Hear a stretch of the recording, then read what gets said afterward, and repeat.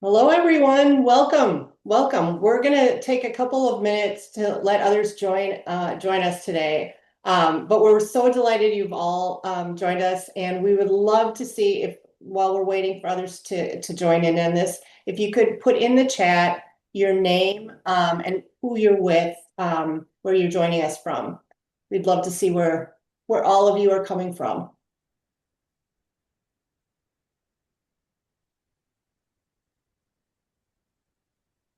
Denver.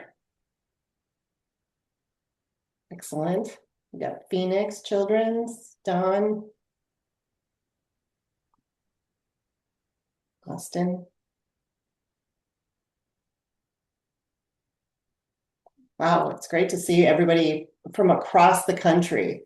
I will say we've had kind of a perfect alignment here in this webinar in that all three of us are in Minnesota right now. So we're smack dab in the middle of the country, and it's great to see everybody coming in from all across the US. Carly, hi, Carly Harper from Iowa Women's Foundation.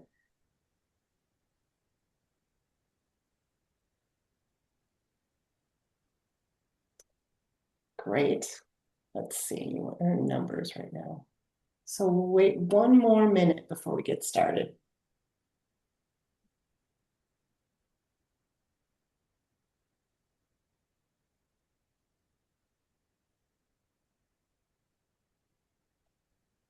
Okay. Okay, well, let's get started with today's conversation. First of all, a little housekeeping. One is this is really going to be more of a less slides and more conversation. So if you have a question, please use the chat or the Q&A feature to submit your question. We will be answering those questions intermittently throughout this discussion and then also at the end. So please feel free to submit any question. And also just you will receive an email link with a link to this webinar recording within the next week. So you'll get this information. Let's see, today's Thursday, probably within sometime next week that will be sent out. So without further ado, I just want to welcome you all again. We three are delighted to have this webinar. This has been a labor of love for a bit of time. My name is Carrie Clark, and I'm an associate vice president here at BWF. And like I said, this webinar marks the culmination of an exciting collaboration between BWF and TIAA Kaspick. Two companies that we came together over a shared hypothesis and joined forces to conduct the first of a kind research and to together co-author a paper that will be published very shortly. Today, though, we're thrilled to be able to come together and show you a sneak peek at the findings from this research before the ink is dry on that research paper. But first, I'd like to give an opportunity to hear from the two that will drive today's conversation. Mark, why don't you get started and then we'll pass it on to Josh. All right. Hello, everyone. I'm Mark Ladendorf. I serve as the Chief Client Relationship Officer for TIAA Kaspick. I'm based in Boston and have been with the firm for about 18 years, so working with many of the leading charitable organizations across the country. And hi, everyone. I'm Josh Burkholz. I'm the CEO of BWF. I've actually been here about 22 years now, and I'm loving it a little bit more each year that I'm here. Thanks for this opportunity to speak with all of you again and some new faces as well. And I want to say right out of the gates how much fun this was to collaborate with the TIAA Kaspick team. They're just such thought leaders committed to what's next for the industry, and it really is harmonious where we like to live on the edge of philanthropy. What's new, what's in front of us from our days in establishing prospect research to giving days to analytics. It's just kind of fun to see what's next. And this was a question that we were really excited about. So for the whole content of this, we've seen a lot of data out there. But before we get into the data, just in case some of you are not familiar with BWF, maybe many of you are, we're a consulting company. consulting and services company, been around since 1983. So I'm not one of the founders. I was 8 years old then. So just now I just outed my age, I guess. We serve about 270 clients annually with about 100 team members. Our historic headquarters is in the Minneapolis area, but we're in 26 states now. So we're not a Minnesota company. We're a national company that happens to have a lot of love for the great state of Minnesota. And that's my home state as well. Our clients are mostly North America, but also Europe, Africa, Asia at the current time. I'd say our client base is focused on the nonprofit sector. While our largest segments within that have been higher education, healthcare, and nonprofits with relational fundraising areas. One thing that sets us apart, we believe, is our specialization. We're not jack of all trade campaign consultants. We're deep experts in annual giving, plan giving. If we want to focus on prospect development. We want the best person in prospect development. In fact, the incoming president of APRA for analytics and all those things. So we really want to be on the front edge of all the disciplines within fundraising so that we can line up not just with the leadership, but with your whole team. The way we're organized is in three primary divisions. One is our campaign and fundraising strategy, where we work with high wealth programs and developing exceptional fundraising. Our engagement and donor experience, which is really the mass communication. It includes our annual giving or membership type of mass experience, donor experience, and communications. And then our third division, technology operations, does work around systems, AI, BI, any type of enablement functions for the operations of fundraising. We provide strategic counsel, hands-on implementation, managed services. We try to follow the 3 A's of consulting, which is ability. We work really hard to be the smartest ones in the room, knowing that usually you are the smartest ones in the room. So we just bring different knowledge to complement your knowledge. Second, our affability. I think we have awesome people to work with, and I love my colleagues more than you realize. And then the third one being availability. We really want to be there for you when you need us to be there for you. So I'm going to hand it to Mark to talk a little bit about TIAA Kaspick. Thank you, Josh. And TIAA Kaspick might not be known to many of you joining today, but where we operate is in the plan giving space, particularly with life income gifts. We work with clients to manage their charitable remainder trust and gift annuity programs, pooled income funds. That means all the gift administration, the investment services around that. And also, we have a keen eye in helping our clients grow their programs, hence the origin of our research that we're going to talk about today. We're keenly interested in finding ways that our clients can be more successful in supporting their donors that want to support the organization in innovative ways. So if you know a little bit more about us, we're across the country and working with many of the leading organizations across the country, and have been around since 1989, so a little bit after BWF's founding. So let's start out in terms of this project and where it originated. And this really grew from conversations I had with many of our clients who were looking for validation, if you will, of their life income gift program. The idea being when a donor steps forward with a life income gift, what should that mean for the organization? How should they look at that relationship? And how should that fit strategically in how the organization organizes its development efforts? We have a lot of anecdotal data about donors that establish a gift annuity or a trust going on to, giving large outright gifts, leaving a bequest, but very little hard data. And I know in today's world, hard data is what leaders rely upon to make decisions. So we wanted to put some data around this concept. And this is something beyond really what we normally do at TIAA Kaspick. So the first name I thought of is Josh Burkholz, who is an expert in this area. And I floated this idea with Josh to say, would you be interested in partnering with us to examine this question with the hypothesis that a donor that establishes a life income gift actually increases even their outright support? And what happens to their lifetime giving value for a life income gift donor. So we got together. Josh very graciously said, "This is very interesting. We'd like to be involved." And we embarked upon a process of the analysis. That took a little bit of time. We're dealing with data and several organizations, and that's understandable. But we feel like we came to a very rich data set here. And you can see some of that data here in front of you.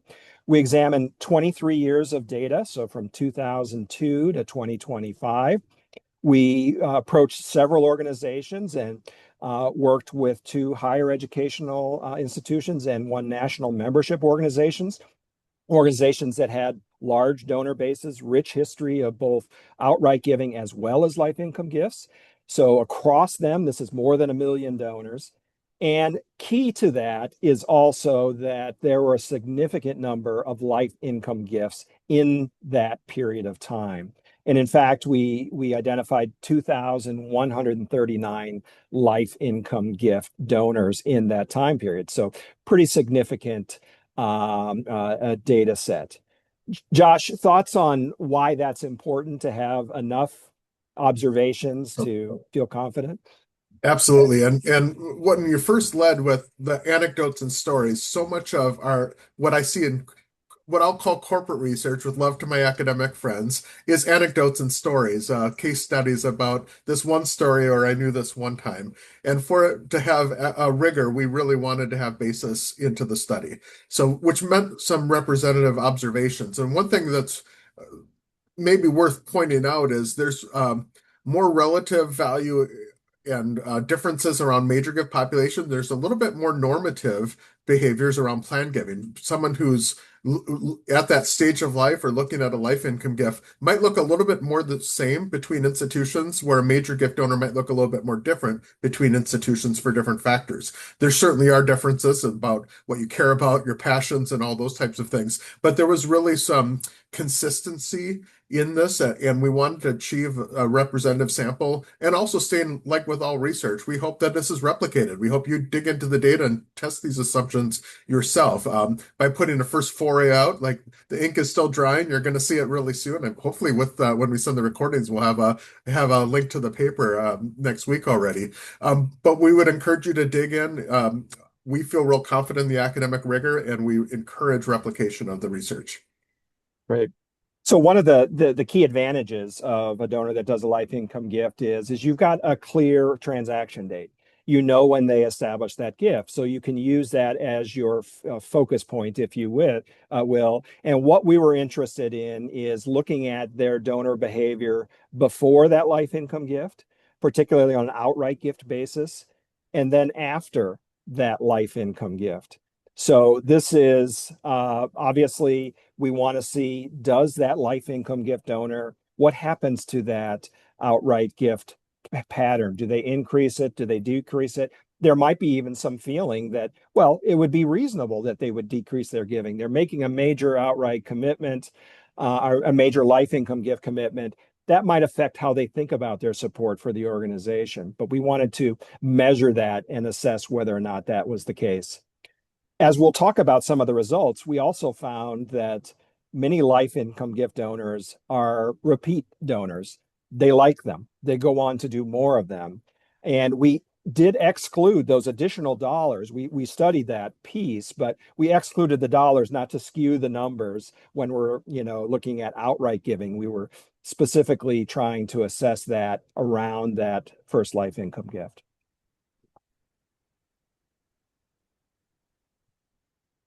So in terms of those key metrics that we were interested in looking at, one of the big things is we wanted to see the percentage change in giving, annual giving before the gift, the pre-life income gift date, and the post-life income gift date. We know that in looking at the data, we had some outliers, some very large gifts that can skew those averages a bit. So we wanted to bring in the idea of medians as well. So the median giving, maybe it would give us a better assessment of the typical experience without some of those large outliers included in that. We wanted to also assess giving frequency. What happened? Did they increase or decrease their giving? Not only the amounts, but the frequency of giving. And I think key amongst this was trying to find what was the per year giving average. Josh, tell us a little bit more about why that's important when we Yeah. look at a data set like this. So yeah, I mean, certainly, first of all, like the median versus the average is probably the most important thing because similar to the anecdotes that I mentioned before, you can easily cook the books with a really big gift. So we need to make sure, and it can skew it both ways. Someone had a really big outright gift before their life income gift, and there was one big gift in the data set, it could make it look like it's going down. Or if there's one big gift after, it could make us have even more compelling results that are many more multiples than what we're finding. So we wanted to be really more of that true representative of what's happening and not have that outlier effect. And I think with the concept with the giving frequency too, because there's been a 2-decade issue with the donor counts going down in the United States. We see donors up, or sorry, dollars up, donors down is almost a cliched expression now. We had the Generosity Commission the end of 2024 really digging into how do we spark participation in giving. And we wanted to see, is this a factor not just for the amounts, but in that behavior of solidifying that giving relationship? I don't want to steal thunder, but this is a potential solution set for the everyday donor as well and for participation. There's certain areas I think of. This might seem like a strange thing, but if someone leaves a Yelp review, they're actually more likely to go to that restaurant more often on account of giving that review. And so sometimes just that participation, talking about that participation, there's certain things that have multiplier effects. And perhaps this was one of them. We didn't go in with the biases. We have to admit we were hoping for that there's some value from it, and we're glad that things worked out. But the data for that perspective, we really wanted to be normalized so that it could work for large organizations, for small, but we could really precisely show what's the impact of the life income behavior on giving behavior in a way that it applies to all different constituencies. Yeah, and on that plan, the per year giving average as well, we recognize that sometimes that life income gift is early in that data set, sometimes it's later. So we have Totally. different kinds of history before and after as well as the outlier effect by cutting through and saying, has that behavior changed? Are they giving more on average afterwards? We could clearly delineate that by looking at that metric. Are we So ready for the findings? let's take a look at the results. And high level, we were pleased to see that our hypothesis that donors actually increase their giving is indeed validated through the data we analyzed. We zeroed in on those donors that we had good data both before and after, and there were 665 across these different organizations. And we can see the results below. On the left, we can see average donor giving and average transactions. The orange, the left bar there is before the life income gift, and then what happened after the life income gift. And in both of these, we saw pretty significant jumps in the average donor giving and the average transactions per donor. Very encouraging.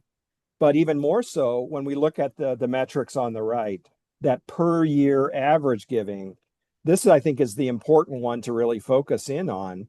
And we can see a really significant difference between the pre-life income gift average versus the post-life income gift average. And that carries forward maybe with the same effect on the medians as well.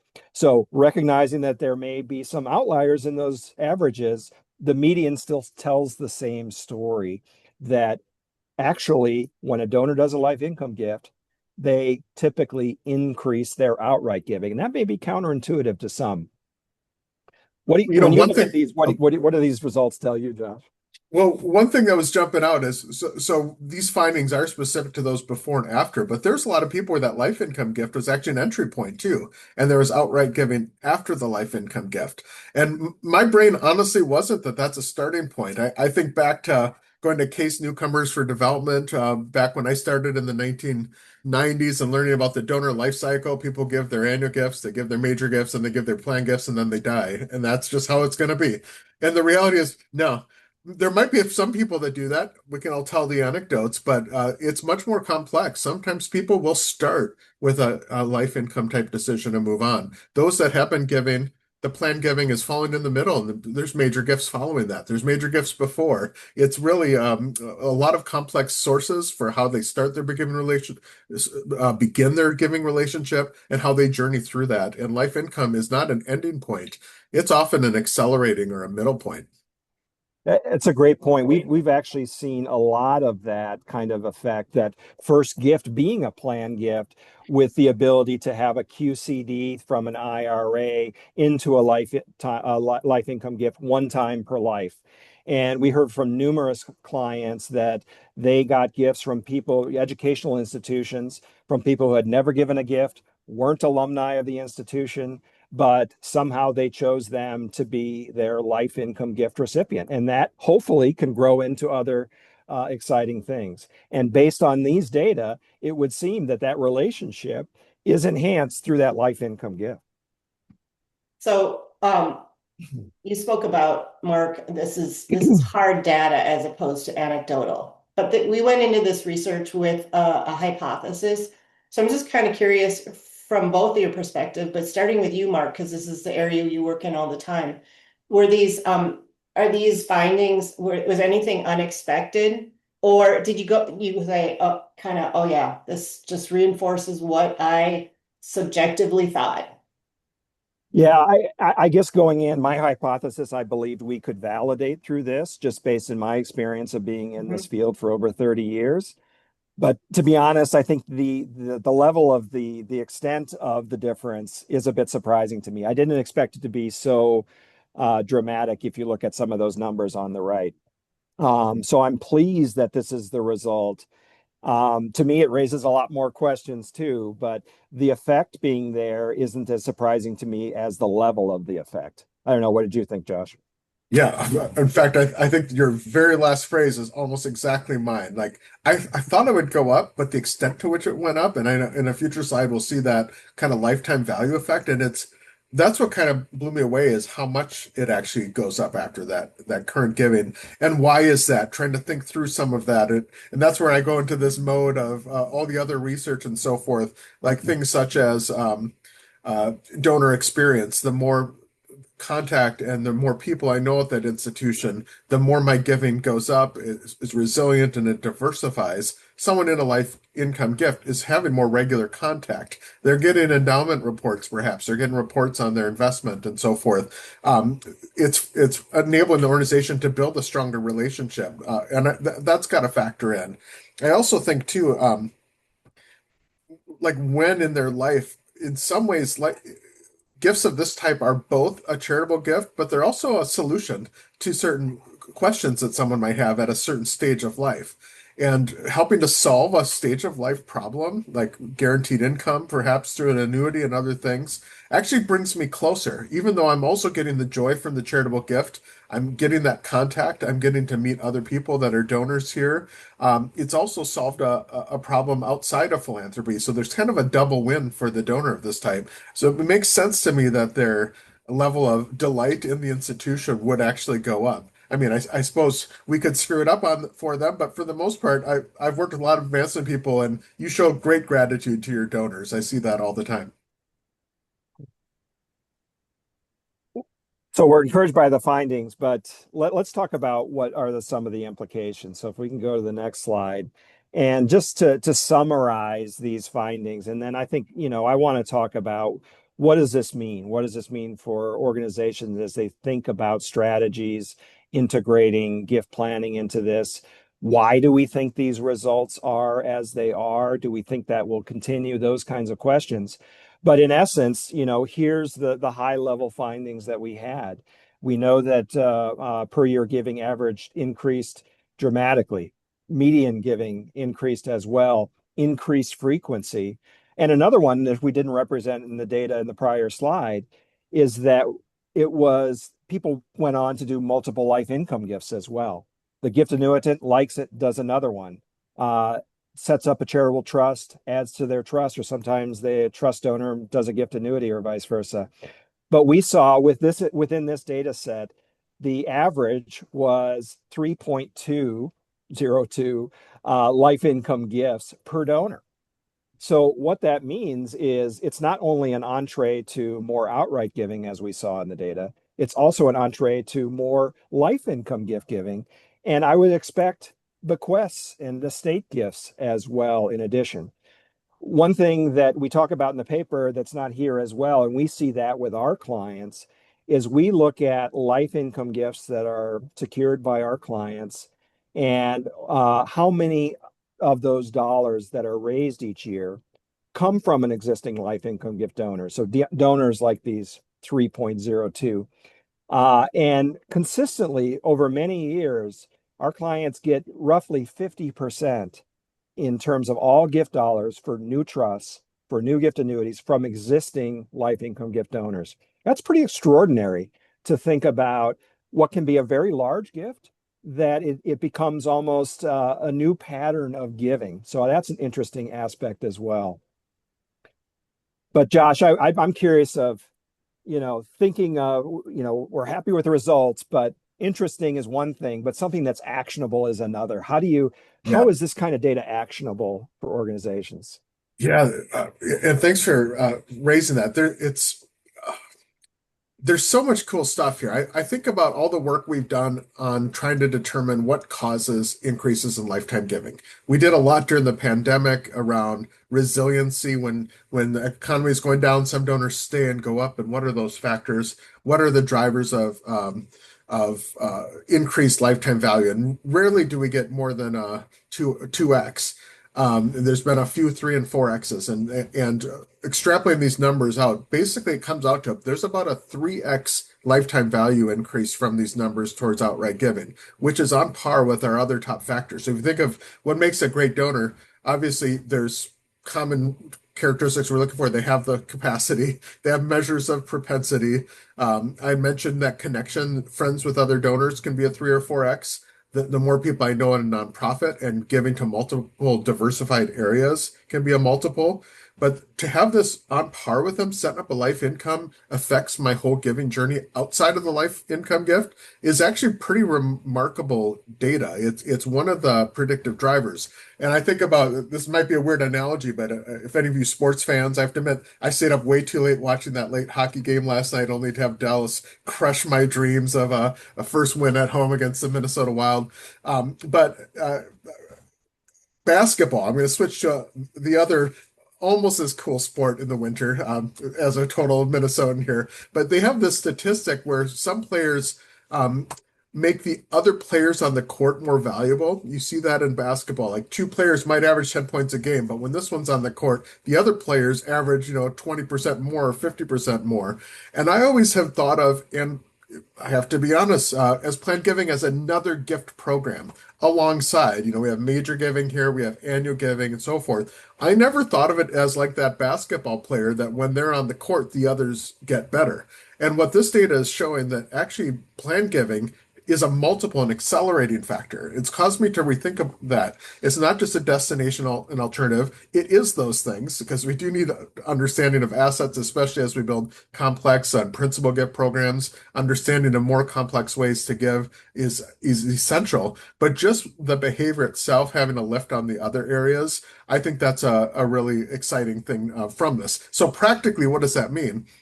if if gifts like this happen at certain life stages, maybe liquidity events, or there's moments when income is more important, how can we work with our prospect development team to be more purposeful and proactive? And what are those life events before they happen so that we can nudge? This might be the case where we want to looks like they might want to sell their company in 2 or 3 years. Maybe we should encourage them to do a valuation now so they don't have deal in hand and they can set the CRUT up or have or what have you. Knowing on a QCD could be rolled into annuity, some of those things, and knowing that when they hit certain age time frames and stuff. I think actually when we look at campaign planning, I'll see big organizations add 50% to their major gift team, and it'll be the same 3 people in planned giving that's been there for 20 years. maybe we should rethink that a little bit.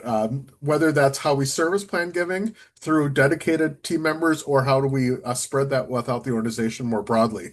So I think there's some practical things that we look at plan giving not as an alternative, but as an accelerator. We look at ways that we can proactively identify those life events, and we work with the team so that we're equipped more broadly than just a couple plan giving people. Either add to the plan gift or add the reach of plan giving services. Tied directly to those observations, Josh, is this question from Judith Mendelson, and she's asking from the viewpoint of a prospect researcher, which you started to answer some of those questions, but the question is, how researchers can better identify potential life income giving prospects, both within and outside of an organization's own database. So could either one of you, both of you, speak to that? And also, there's the new life income donor, and then there's that 3.02 life income gifts per lifetime. So talk about it from those two perspectives. I can If you want to start take the from first one, I'll take the second. Yeah. yeah. I mean, from the prospecting lens, there's several ways. Like from an analytics perspective on prospecting, some people use data scientists for lead generation. Like first of all, build the model, do a lead identification model based on others that have done that. That's outside of the capabilities. I say that first because that way it'll be nuanced to your own organization. Secondly, there's certain life events. Now, we didn't dig in. The paper was not to find the prospect research driver. So I am speaking a little anecdotally here. But where those things happen is at points of company sales, selling assets. So I would be mindful of people that have a larger portion of, say, business assets, which if you follow the Federal Reserve data, as net worth goes up, the percent that's business asset increases considerably, where a lower net worth, it's mostly real estate and an income basis. We see more of an asset basis. Landowners, for example, I think are key. When you're looking at someone who's maybe been in private company, maybe more so, because just by volume, is approaching retirement age, and you know that they're an owner of that private company, that's a really key moment just to be mindful of. Like, have you thought about like tax implications when you're selling your company, for example? I think in really overall, I think people that have asset wealth. I had this story that I talked with Mark about, and this was just the simplest nudge. I was at a board meeting for a client that was, and I would not consider myself a plan giving professional. I was doing a strategic plan for this organization. At the beginning of this board meeting, the chief development officer stood up and said, "I just want to thank one of our board members publicly." I'm going to call his name. I think Tom is what I'm going to say. Tom just made $1 million gift to the campaign, and I just want to all recognize him for just making that commitment. And everyone clapped; they're all happy. And I'm sitting with Tom over lunch, chatting, and I was like, that was really cool, Tom. I'm curious, how did you structure that gift?" And he just looked puzzled, and then he kind of paused for a bit. He's like, "I just said I'd give him $1 million. I thought I'd pay 200,000 a year for the next 5 years." I'm like, "Oh, no, super cool." And then he's like pausing a little bit later. We're eating our food, and he's like, "Wait, tell me again, what do you mean by structure? Do people give in other ways?" Like, so he's on the board of this organization. This seemed like news to him. I'm like, "Oh, I don't know. Sometimes people structure so they can get more of their, say, illiquid assets to fund this, and there's other ways with income and other things." But here, why don't I get? And I saw the plan giving person down the ways. I'm like, come over here, come over here, talk to Tom about XYZ. So they chatted. Long story short, 3 months later, I'm back or maybe it was 4 months, the next board meeting. And there was another announcement at the beginning. This time it was Tom. He's like, "I just want to let you all know at the last meeting, you all gave me a big round of applause for my $1 million gift." Well, I was chatting with Josh over lunch, and he introduced me to something I didn't even think about. And I've just ended up doubling my gift. It's now 2 million. And so I didn't talk once about how to structure a CRUT or a CLAT. I didn't know anything about annuities in this. I just said, "I wonder how you structured it. Maybe you should talk to someone about that." And that was a double of the gift. So perhaps it's even donors that have already given. Back to my what is prospect research looking for? Donors that have already given, that we know there's an asset mix, that maybe a lot of it's in illiquid areas. It's stage of life, business assets, and real estate assets are what come to mind first. So I probably made you forget, Mark, what was the second half of the Yeah. question. I'll turn it over to you.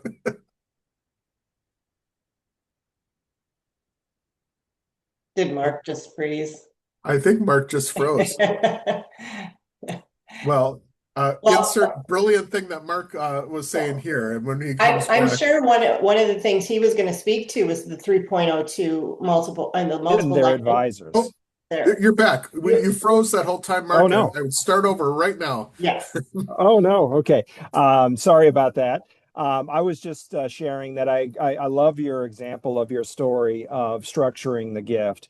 And oftentimes what we see is that donors don't have good visibility on what the options are, whether that's an asset or whether that is also a gift structure like a charitable gift annuity or a trust. And so there is an awareness issue that we have to come to our relationships with our donors, understanding that many of them don't really know what their options are. And often their advisors don't either. So that's also important. They're not necessarily going to get these ideas from the advisors. Oftentimes it's a fundraiser spotting an opportunity to help that donor. Often that happens, as Carrie was pointing out, not just for people that have never given before, but sometimes we see that even ones with a close relationship. So oftentimes somebody in the Legacy Society, for example, that has made a commitment through their estate to your institution. Over the course of their lifetime, many things happen. You talked about some of the episodes, Josh, when you're selling a business, or if you have perhaps real estate, if you're a landlord and you don't want to be a landlord anymore, you sell that property, or you have a vacation home that you no longer want to use. We have great solutions for them if they're also charitable, but we've got to get in front of them so that they understand this. They're not going to likely come to this with this idea. So to me, the implication is how does this affect our marketing, targeting, and also gathering information?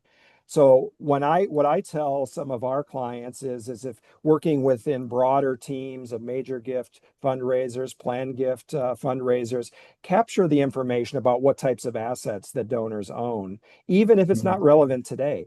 They might not be thinking about selling their business today, but 5 years from now, 10 years from now, that's going to be very relevant. Had we known about that, perhaps we could structure our outreach or our marketing differently to make sure we are in front of them at the right time when we can really make an impact on their situation and allow them to make an impact on our institutions as well.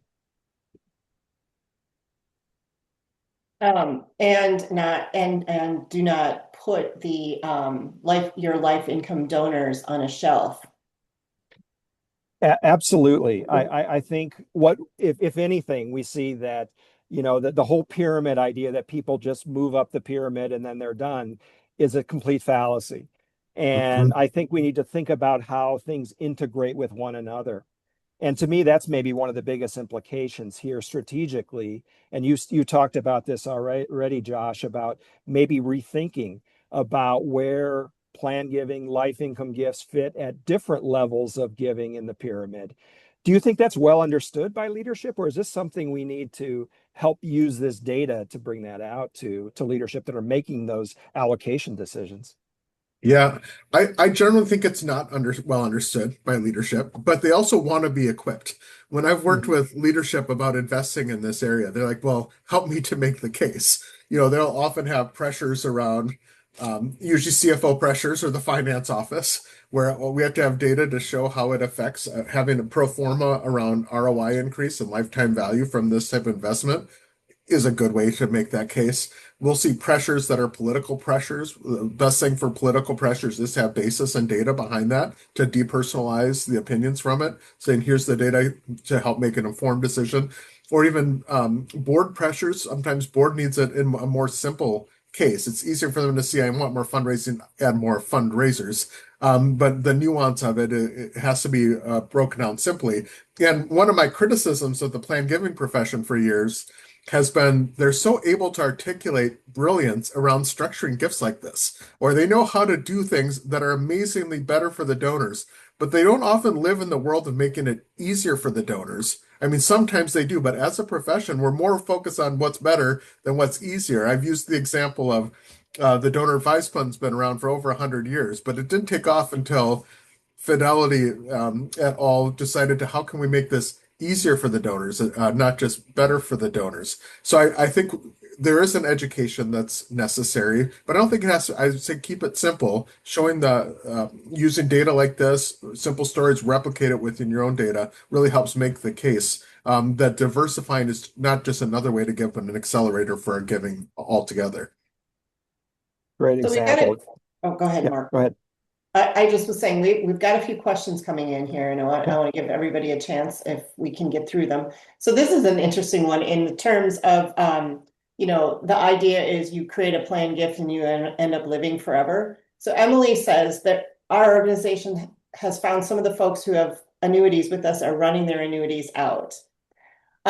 Did you find this in your research? Did the increased annual giving make up for the amount the organizations were paying to the donor once their initial annuity gift ran out?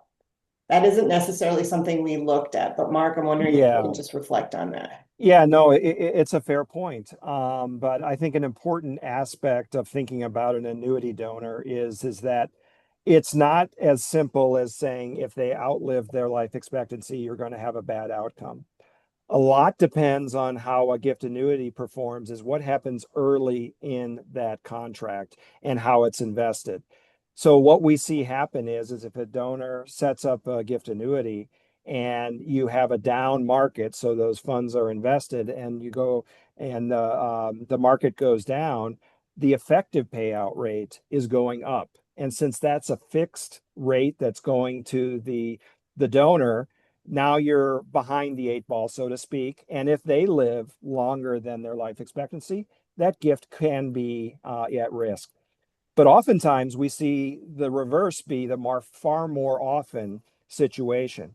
Donor sets up annuity within a rising market, and the effective payout rate in essence goes down.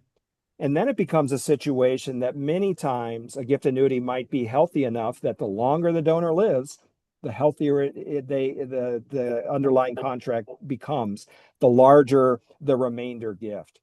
So longevity is a complicating factor and it can work out bad. But I wouldn't have the perception that just because a life income gift or a gift annuitant outlives their calculated life expectancy, that you can expect a bad outcome from that gift. What we also see here, though, is that outright giving, more gifts are created as well, and setting up different gift annuities in different environments. Even if one goes bad, maybe the other two are great. So it's a little bit more complicated, but the vast majority, when we analyze this across our client base, the vast majority of times it's a good outcome for both the annuitant as well as the institution. Another question here, and apologies for the scope creep of the question. Are life income instruments more appealing to savers or to spenders? Ooh, that's a fun one. Yeah, I'll let you take that one. That means we both don't know. I really don't know, but what I would say though is, from my observation, anecdotal again in this case, I think not to be too obvious, but the income is a concern. So I would say that's probably more likely in the saver category in terms of I'm concerned of having enough money and an ongoing income. So there's probably some relationships in some types, but that's also why there's lots of types of life income gifts. I would say like CRUTs are often a really probably more tax motivated in that moment. Oh, and maybe I'm wrong about that. You both Mark and Carrie have structured way more than these than I have, but like in my mind, there's a big tax implication at that sale. Maybe it's purely a selfish maximize my tax. I am charitable anyways. Maybe this is two birds with one stone. Um, Maybe annuities, it's even more just towards the income, where it's different than CRUTs, or maybe CLATs is I'm too late, so I need to figure out a way to still get that tax deduction over multiple years, but take it all in this year. So I'd say perhaps tax, perhaps a little bit more in the savers. I would think that sometimes the spenders are less charitable. Now, all that said, when I've worked with the mega, like the billionaire types, I've often noticed that these are types that can buy whatever they want. They can buy a yacht, they can buy the plane, they can have the great vacations, go to F1, go to Monaco, go to Davos, whatever, but they can't buy that I mattered. that I'm significant and what am I really doing and what's important to me and make that happen. But the philanthropic sector sells that. And I don't mean to water that down by saying selling like that's something wrong, but we do offer that opportunity for significance. So spenders sometimes hit a stage of life where like there's got to be something more, and philanthropy can be a great opportunity. So my gut tells me savers that are worried about tax at certain life moments, but there's still hope for those spenders. I'll tie it together and say sometimes it's the savers taking care of those spenders. And we do see life income gifts not for Good. themselves, but also for children or others that don't have resources. I'm using spenders a little bit more loosely here. But maybe they want to structure a gift to provide income because they're worried about someone else having that income over their lifetime. So sometimes it's a combination of both.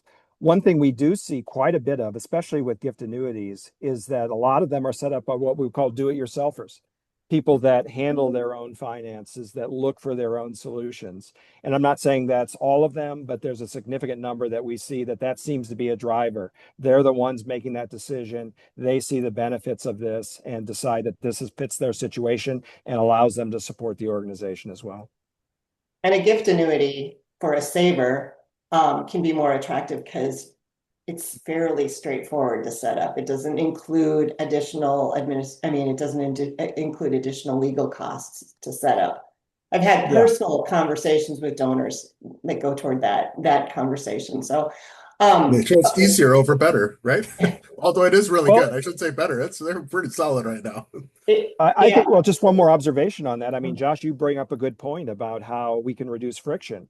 And even with trusts, if there's things we can do to reduce frictions of setting up trusts, people will probably be Mhm. more apt to choose that option. But now the complications around it, and sometimes we're our own worst enemy in introducing that complication rather than finding that ways we can reduce that friction works against us. But if we can find ways to do that, we might find more gifts as a result. So if somebody's on this call, on this webinar, and they go, this data is showing me that we need to go back to our leadership and make the case for building a life income program. What kind of infrastructure, what thoughts, what needs to happen to get that built in the early days? Mark, this one's on you. How about that? Yes, I mean, obviously, it takes an institutional commitment to say that we believe we have the longevity, the kind of donor base that would be receptive to want to establish gift annuities with us, a charitable trust program. It's difficult to start. And most of the clients, for example, that we work with and the way we've designed our services is around larger programs that need certain levels of oversight and assistance in those things. It's much harder to start, but that doesn't mean it can't happen. There are resources out there that can help you think about, and I think you would start with a gift annuity program.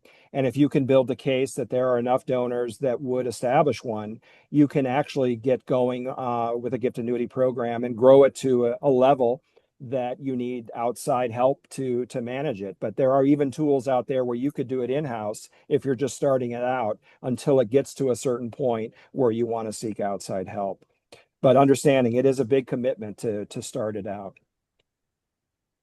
So here's a question from Kristen, and I think we talk about this a little bit in the paper. It's not reflected in the slides here, but do statistics show that the life income gifts increase outright giving more than simple bequests?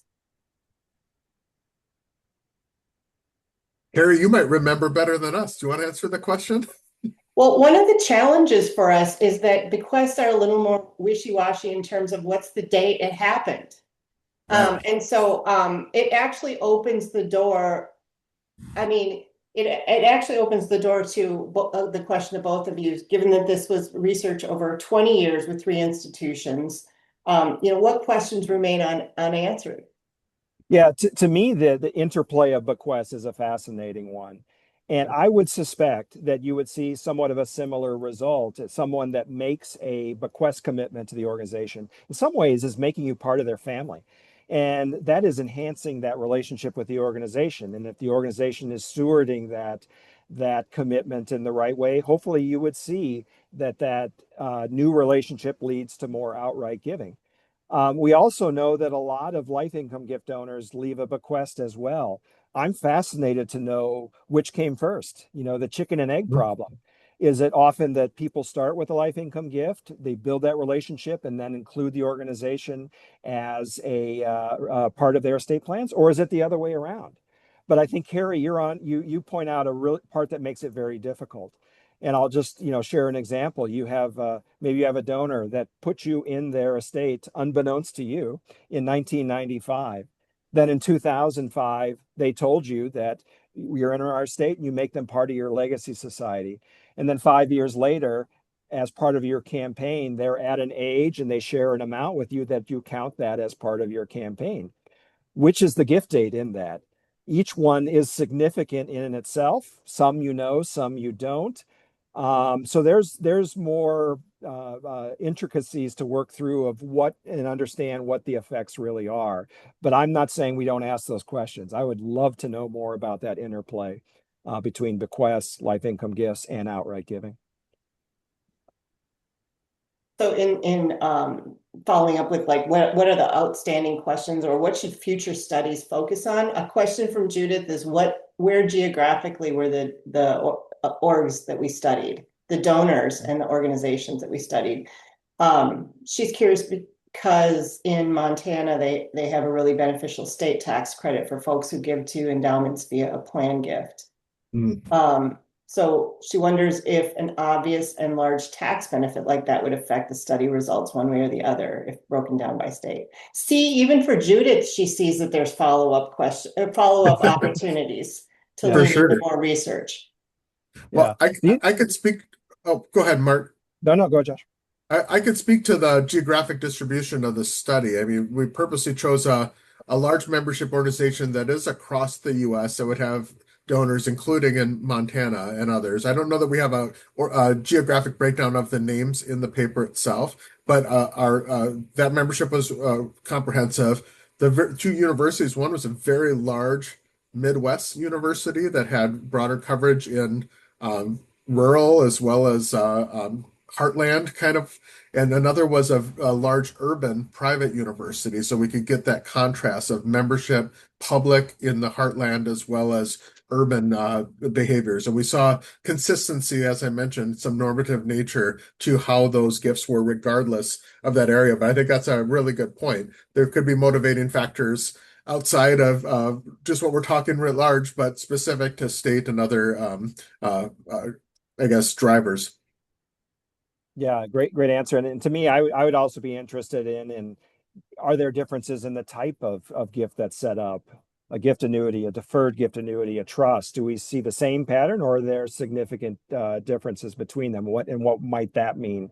What about funding assets? That could be an interesting aspect to understand motivations and how they benefited and how that changed their behavior towards the organization going in the future. So there's numerous ways we can continue study, but I'm pleased we've gotten to the point where we at least start with the basics and then grow from there. Hopefully we can do that. So we have a couple questions that are somewhat tied together, and that's really how can this data be used to make the case with leadership, either to beef up the plan giving program or to take that leap and start thinking about accepting these types of gifts in earnest.